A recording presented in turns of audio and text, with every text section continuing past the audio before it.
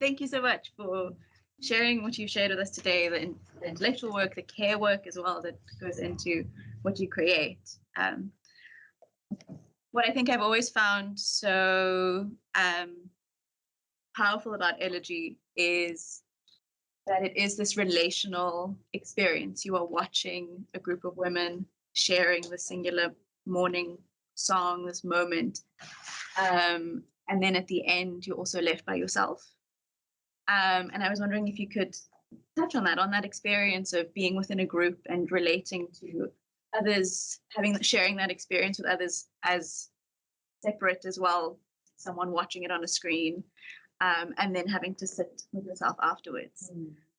And if you had sort of what you heard about that, what other people have said, how you feel about that as well, doing the work, stepping away from it, stepping into it again.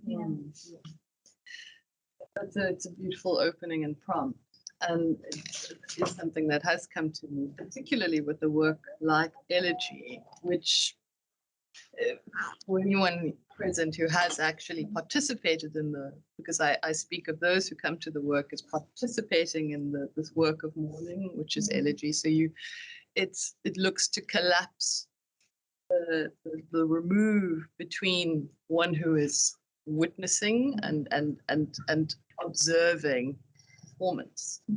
This is elegy, which really troubles that remove and divide. It's about you come into and you participate, and the sound and the sonics of that work and all the labor that the performers put into sounding and bodying forth that absent presence to whom we are coming to and commemorating in that hour, inhabits you, enters you, and the sonic work of elegy is really quite extraordinary. It's very profound.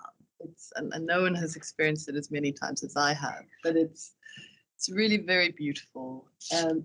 But I think what you're picking up on, absolutely what happens, so you have that encounter and it comes to an end. And that moment of ending and conclusion can be incredibly hard and quite jarring, because there's such a searing beauty and urgency to the work of commemoration, of recollection, of bearing with us the names of those lost to this violence that I'm talking about. And yet it does come to an end. And so I think what's really interesting then with the particular iteration of elegy that's then a video installation, which doesn't rest upon human labors and efforts, which my performers are profoundly exhausted and fatigued and drained after doing it. They cannot carry on. That is it. That then about the advantages of technology within the instance of having a sound and video installation where it can continue beyond, say, the parameters of that hour. But it certainly looks to collapse that remove within the moment. And to bring together sort of these, what I think is also really powerful is that you hear the emotion and also the fatigue that the performers are feeling, especially near the end. You can sort of see the shortness of breath and hear that. And so it's also that within those not sound moments, but that are sound in their own way as well, that you also get this feeling of mourning. And then, because you've invoked Louisa van der Kaal, can I just... Yes, please, because I cite Prof. Deborah Thomas in my work, and she's also a very dear friend, and I call her Deb. But she's an extraordinary academic and scholar. She always speaks of having come to knowledge making and production as a maker, as a dancer. That was her original discipline, which I've always loved. And so for her, it's incredibly embodied and felt and lived and sounded. And but she was present at the Louisa van der Kaal performance at the Slave Lodge in Cape Town. And so as the 7 performers performed energy, they slowly peel away from the dais and they join the participants, the audience members. And one of the singers actually went and sat quite close to Deb. And your provocation made me really recall this quite strongly. And the performer was sobbing at that point, quietly, but undone by the performance.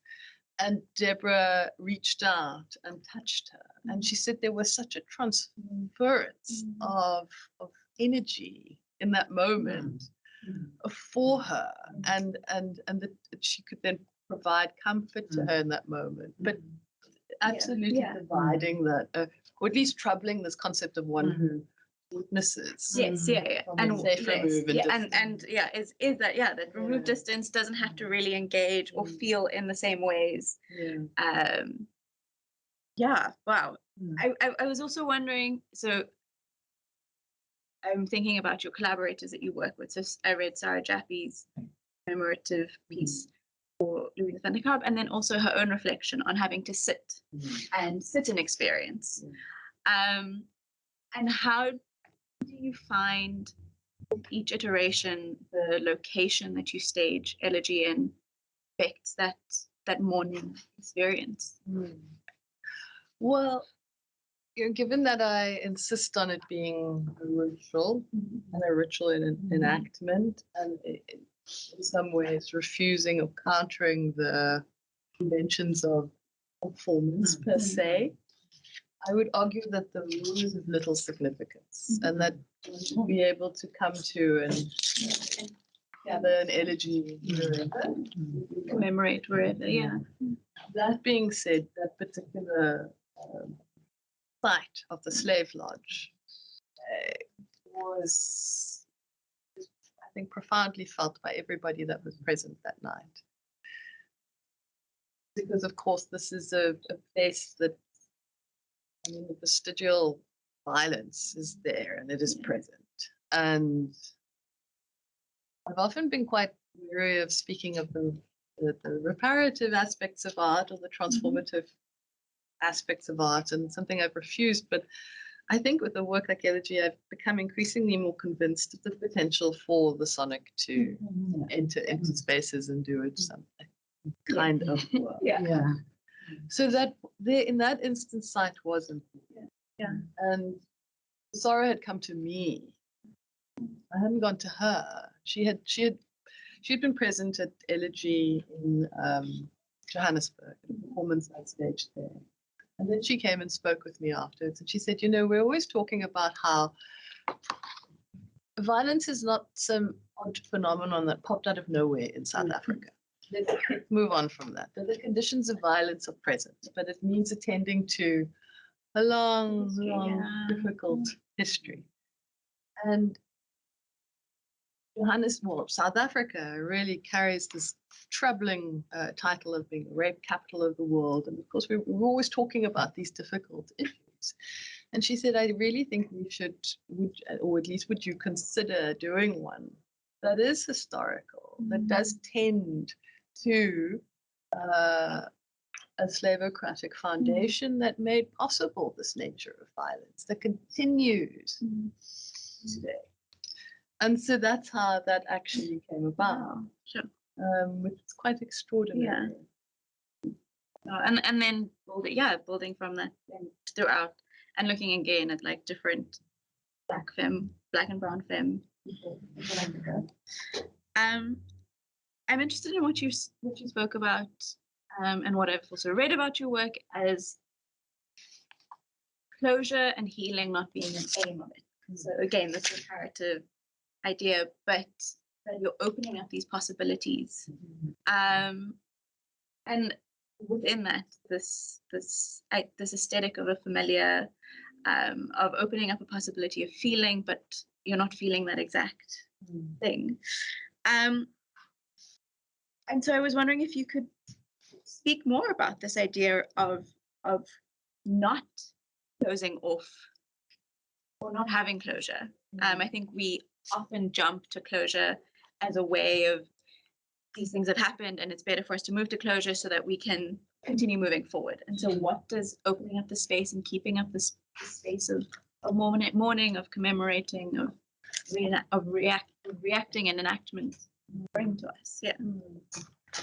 So I'll perhaps return to the particular performance directed towards Ipele and Christine Mohalani, which was the first performance of elegy, and my encounter with her father, Mr. Isaac Mohalani. And my reflection in this text, in which I must concede to the impossibility of me ever being able to fully know or understand what had happened to Ipele, what her father was going through in that moment. Nonetheless, and I think this is for me what's the nature of care that I'm gesturing towards. It is that nonetheless, that doesn't let me off the hook. And that shouldn't lead to a kind of political, social inertia or paralysis. If anything, for me, that call still calls to me. And I am still compelled to respond. And that response is not about, it doesn't rest on a false sense of knowing or understanding, or as I say, the kind of empathic witness that is self-exonerating, that lets me off the hook. For me, it is about being in relation to one another, and in sticky and difficult and complex relation to one another. We all come to each other across these differences. I don't think that's what should keep us apart, even though that is what keeps us apart. But nonetheless, I feel for me that is such it's so key to the kind of framing the kind of relational praxis I'm forwarding. Mm-hmm. So when I speak of a radical familiar, it is not about familiarity. It is not about knowing nor an understanding. But nonetheless, despite that, how to come to these difficult experiences, how to come to, I say, these conditions of Black femme impossibility and negation, and to do so in a way where you implicate yourself, not distance, not move, but nonetheless, but consider yourself as involved. And I think that is incredibly hard in our country. I think it's, and I don't say this in a way where I'm looking to judge anybody, but I think that it's an incredibly, incredibly hard thing to do without feeling as though you are, we do resort to a kind of reductive identitarian politics, and that suddenly there's the perpetrator, there's the victim, and all of that along lines of race and so forth, and how are we ever going to move past this? But I still think that it is about how do we all come to this in ways where we do implicate ourselves, and open ourselves up. Maybe we could open up to the floor. Any questions? Yes. Anybody? We have lots of hands. Okay, should we do 2 or 3 questions at a time, and then? Okay, great. So, Gratia and then Ijeoma. I actually didn't realize I knew of your work. I went to watch Elegy at Thinking Black, the lexicon at JAG earlier. JAG? Yeah. Oh wow. So I was just like, oh my God, this is the moment. And I didn't know the length. I just saw the script that you had prepared for attendees, and it was hard. I know you said the room was inconsequential, but it was in the heat of summer. We had been moving around the space, watching different exhibitions. And by the time we got to Elegy, I remember I was tired. I had this headache from the sun. It's in the middle of Johannesburg. JAG is in a very precarious place. And we're sitting there, and I remember I was sitting close to the wall, and I didn't, like, it just kept on going.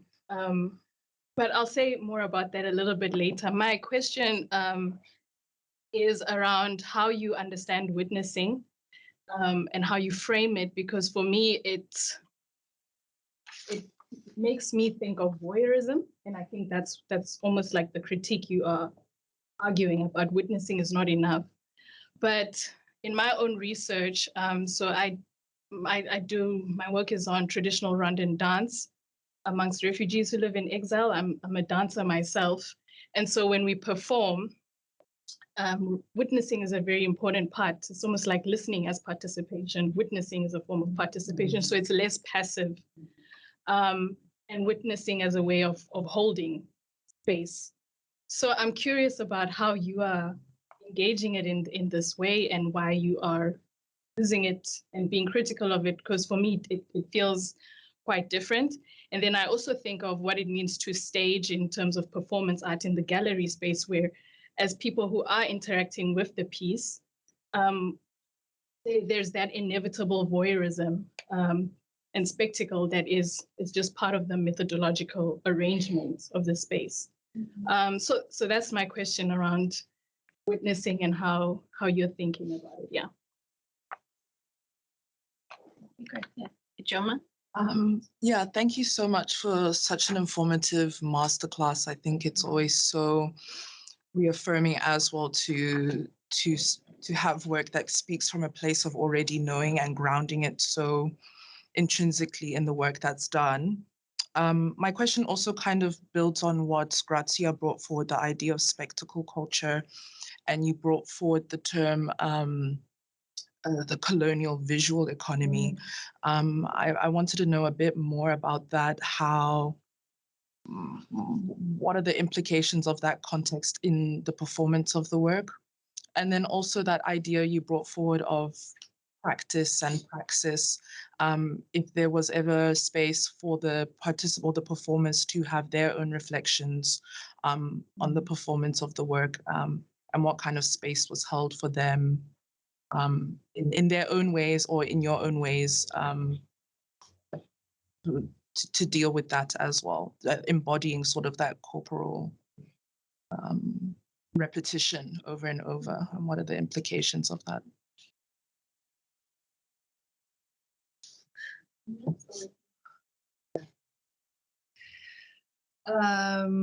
So how do I understand witnessing? So the particular frame of the witness that I would be referring to is, and that I'm being incredibly critical of, is the as I said, the sort of presumed figure of man, of rights-bearing, hegemonic, dominant, colonial, modern figure. Here I am specifically attending to, and it's something that's quite key to my own work because I'm really directing much of my critique towards the field of aesthetics,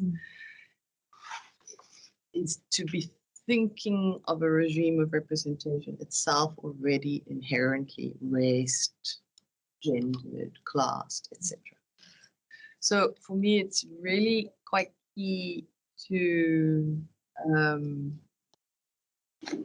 expand this idea of representation beyond simply thinking of it as the work of my nieces of representation, but also who has a voice, who can enter into the realm of political representation. Should they speak? Are they audible? Are they legible? Will they be heard? So that kind of framing always implies the sort of dichotomy of the work of art, that which is being observed by whom? By a presumed witness, spectator, so to speak. So I'm looking to, and I'm not saying that a form of ethical witnessing or relational, should I say at least, and this is the kind of relational praxis I'm putting forward, is not possible. But it's very much about the terms and conditions of engagement and coming to that I was pointing to earlier. So what are those terms of engagement? How are you coming to? From what I gather from the piece you briefly laid out, for me, that seems to be encouraging a form of ethical, relational, embodied, performative witnessing. That is an important aspect of the work. This too, I think, is possible within my own work, but it's certainly one that is cognizant of, as I say, this particular regime of representation that produces and makes possible that dominant figure I spoke of and those others, affectable figures of alterity. So it's the terms of engagement and the conditions of coming to. Am I correct in thinking that you were speaking to what you frame as the spectacle of voyeurism of the white cube? Is that what you would have been directing? Yeah, I mean, like with voyeurism, it's more to speak to this notion of non-participation and just watching, you know. So even as I asked the question, I was like, is this also just some semantics? Like we're having this conversation in English. So what about things like bystanding? Yeah, because for me, witnessing feels like a little bit more participatory, and the implication there is always there. Like when I even just think of experiencing the performance, the morning, really I felt like I was walking into like a family space and something had happened and we were all watching. I thought of the participants and, you know, people who were leaving the room. I thought of subjectivity, you know, like who is the piece actually speaking to, who can't stay here long enough and who can't bear the entire thing, for what reasons, what can their bodies manage. So yeah, I think the language of it is something that I'm curious about, because I do think language is important, but I don't know if maybe something like bystanders and exactly some voyeurism speaks more to those power asymmetries that you seem to be critical of versus witnessing, which is a little bit more collective for me, and you can't escape implication in there. There, my preference is for participant, for one who comes to and collectively participates in the work of mourning. So you might have recalled me mentioning Michael Rothman, Yes, yeah. and his notion of, well, he looks to trouble this idea of the bystander when thinking of the implicated subject. I think that Deborah Thomas takes that even further, and it's about which I think would then really refuse the kind of voyeuristic aspects that you are directing your line of questioning to. And in participating in a work like Elegy, it is a work that places great demand on those who come to it. It's a work that asks for you to open yourself up to yourself. It also importantly, I think, refuses the logics of voyeurism. I mean, this is what much of my lecture is about as well, and thinking very carefully about a grammar of representation that certainly does run the risk, if not doing that already, perpetuating and recycling violence and forms of symbolic representational violence. I think we all counter this in ways that's anything but spectacle. It's terrifyingly ordinary and quotidian. It's you know, this is the kind of regime that David Lloyd and Denise Ferreira de Silva are telling us. It's so normative, it's so ingrained, it's so entrenched, it's in the way we speak to each other, it's in the way we live within the world and move around. And so I think that anything for me, and this is something I'm incredibly attentive to with my own work, is I refuse those logics of the voyeur, of a form of representation that runs the risk of inciting further wounding and violence. It's not to say that one has control of that as an artist. Happen, And the affect, you know, it's the affective drive of art itself. It's not only about taking a sledgehammer to someone's hand. It can also be something very gentle that can unmake someone and bring them to tears. And that's not something I have control over. That being said, as one comes into a work, each and every one of us has agency. And so to not relinquish that either. And I mean, you are able to, as one who comes to a work, determine how you give up yourself to that work, how you come to it, how you participate within that. So that's key. Pick up on spectral culture as well. I wasn't entirely certain of. I'll go to the performers and space what kinds of conditions of care were put in place for them, and then maybe you can pick up on spectral culture. I think we may have addressed it, but we can talk about it. So the performers, so I work very closely with them. If anything, we spend more time talking and communing than rehearsing. I work only with, and I think this is something that is underestimated, and that's why I often an artist as well.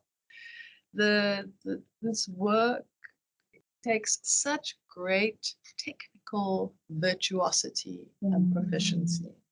Not anyone can perform that. I had somebody, I won't mention names, take me on about that once in a public talk, saying that any local expert could do this work, and it's complete and utter nonsense. You know, in thinking about creating, elegy has a massive affective drive and impact. And of course, some people feel completely, it's also, let's not forget, it's a highly conceptual contemporary artwork as well. Many people sometimes just feel simply alienated, confused, or what is this? They walk out. They do. It's happened. Others are, like I said, completely undone. So just to note that, yes, the performers, I mean, this I think ties in with something that you were saying as well in terms of participating. Not just anyone can go stand up on that dais and start singing. That lament takes great Black femme virtuosity. So I work very closely with all the singers that I've worked with. We spend a lot of time, so it's been locally or internationally, we spend a lot of time talking. There's always, at each elegy performance, is a eulogistic text, like the one I read by Mr. Mohalani, shared with me by a friend or family member. These texts are incredibly profound. They're tenuous, but they're these profound documents that already does a work of binding and bringing us to one another. So they spend quite a bit of time with this text, with this account, and of course, really thinking about the work that they're going to enact and the labor and the gargantuan, the labor that they perform within the work. So yes, we spend quite a bit of time together. Then I am very present throughout the night of the performance usually. And then we spend time after together. And then, interestingly enough, and given the fact that art is what it is, there might also then be a moment of wild fun and sociality afterwards. That's what artists tend to do. But which is then, but it's really interesting because, and I've had this with other works as well, where I've worked very closely with survivors and come to them in moments where it's not just about them having to account, but to also there's joy and to share some cake, talk over coffee, and have a great time. So that's often happened as well. That being said, it is also unfortunately that we do contend with devastating statistics in our country. And so often I have worked with performers who themselves have been touched by this nature of violence. We did one, and this is the one I was actually talking about that Sarah Jaffe watched, which was at the Center for the Less Good Idea in Johannesburg. Before that, I had been approached by a vocalist who I'd worked very closely with, Pretty Nkosinati, who came and asked me if we could direct a performance to her cousin. That performance was, I think, one of the most heartbreaking experiences because the family was there. The family was present. So that's also what's, in terms of thinking of spectacle and voyeurism, just to also mention to both of you that for me, and I mean to everyone in actual fact, I think about this very carefully because I I think of how regularly violence is recycled, but also spectacularized, kept at a distance and removed. But what happens when you come into sticky relation with someone? What happens when you contact them and say, hi, my name is Gabrielle Goliath. I'm an artist and I'd like to make a commemorative work about your loved one. I'm not just gleaning details from a newspaper and making this work. I'm making contact with family members and having those very difficult conversations and gaining their consent. And the trust. And then, yes. So, that even happened, and chorus is a work, importantly, that follows on from this work, directed towards Uyinene. And in that work, and I don't know if you're aware of it, but following the murder of Uyinene, there was this massive outpouring to the degree that the family felt as though her story was being co-opted too regularly in the name of art. And they put a copyright on her name, in actual fact. And when I wanted to make this work, I contacted her mom, Mrs. Kwetiana, and gained her and the foundation's consent because I was mindful of what had happened. But that for me really, in many respects, counters the potential for voyeurism and for the kind of distant remove of the great artist who can very easily parachute in, make work. And I really don't like to always recall these names because it just gives more airtime to so-called white male genius artists that take up a lot of space in this country, in the world for that matter, who are not often asked to contend for what their work is about, but so regularly deploys Black bodies, performing Black bodies. But that's, for me, it's I'm very attentive to that. We have a second round of questions. Yeah. Okay, we can take a second round. Mishka, Grazia. Anyone else? Okay. Mishka? Oh, me? Okay. Thank you so much for sharing with us today. I'm also an artist, and I wanted to ask on a personal level what kind of practices and rituals you have to sustain this work, because you're bearing the full affective load of it, having been there for all of it.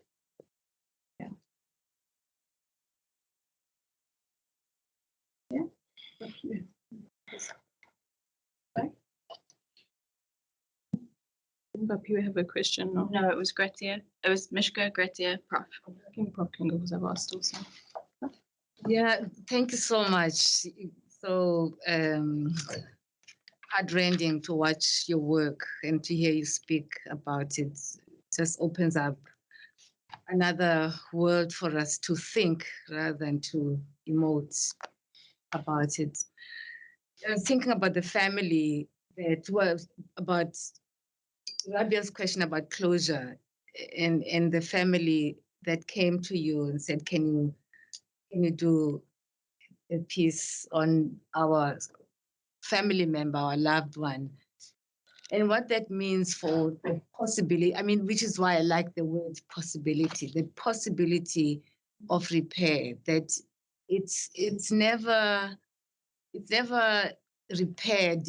I mean, this is why this word is so much more poignant than the word forgiveness, because forgiveness tends to have like a finality, and as the word closure. But repair suggests something, it gestures towards something that is unfolding, like a quest, as we say, the reparative quest. So there's something about this that for me is so, that invites us to think again about this word healing, not to discard it, but to think it through, that here's this family that's in the room that asks you to do this work and comes to the room. Why are they there? And it's not just to watch or to hear. There's something else that's going on. And I wonder what this opens up for us in terms of understanding the notion of healing. as the possibility. So there's always like, the search for, even though it's never closure, but there's always something that with every performance, they might follow, the your events and come as a way of they're following something. And there's something about that is like a search. And where does it bring us in terms of languaging this process of healing, repair, where does it take us, both for the people affected and for the ones who are standing outside of that experience, not having experienced it, and how you are drawn. I mean, I think about also Deborah Thomas, who touches and says there's an energy there. We were 2 weeks ago at the event that Grazia was talking about, of the performance of the music. And even with this music, there's something about the presence of these people and what it does to the body, being present, witnessing and watching the story of their pain and what that means. And how do we speak about the body as, the moment of possibility, that the body is drawn into it. And it is in this working through, these experiences and working through the experience of pain in relation to the performance, that the notion of possibility then can be articulated in a more poignant way. Yeah, it's a question, but it's also like a provocation that what are we left with? What remains, for us when we think about all of these dynamics of the working through, the constant working through, the search, the quest, how do we speak about the notion of healing and the continuities of the pain? Because are we thinking of it as an ambiguity, as something that, like the ambivalences, both the continuity of the pain and the possibility that actually it is in this search that healing actually happens, that we don't discard the word, but it is in the search that we are journeying with both as the tension constantly. I'm sure others would have something to say as well, but the poet Maneo Mohale, beautiful poet, recently said he viewed themselves as a survivor, whose book is this extraordinary Pollock metaphoric anti-presentation of their experience and powers, and spoke of healing as always incomplete and yet an ongoing work for themselves. And I was quite moved by the description of that. So practices that I think my art. I sustain, interestingly enough, which not many people know about, but I'm actually going to have an exhibition soon. I sustain a practice of drawing and painting, which is really important body work for me. Yes. Languaging and it's also quite important commemorative work. But I think the work is, I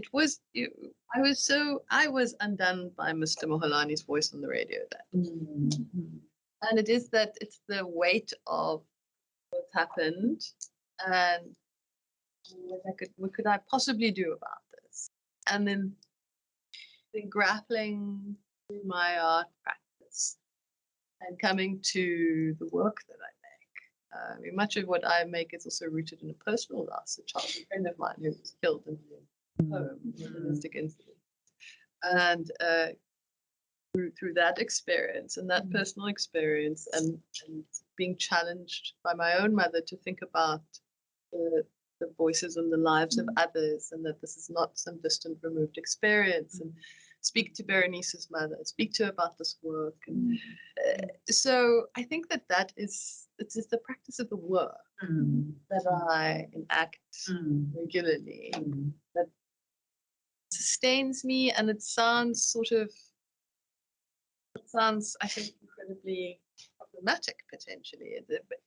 But I do find the work life-giving and sustaining, nourishing, and a way of grappling when words fail. This is what I do. I turn to these different registers of art to stumble my way through. Yes, Prof. Repair. As I said, as Maneo said, incomplete and ongoing work. But I think it's urgent, and it's important, and it's beautiful. I'm so often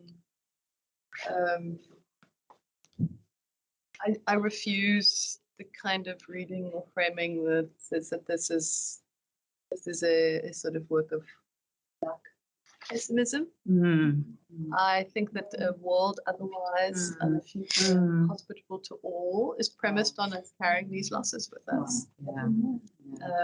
And so I think that it's incomplete, always imperfect, but nonetheless still there. I like so much what you say about the Afro-pessimism, or your reference to it, because it's a closure. It closes off this notion of possibility. So I really think that's so important. To imagine a different aesthetic. Different possibilities. Right. Thank you very much. We have reached time. Yes. I have getting eyes at me, I guess, from both sides of the room.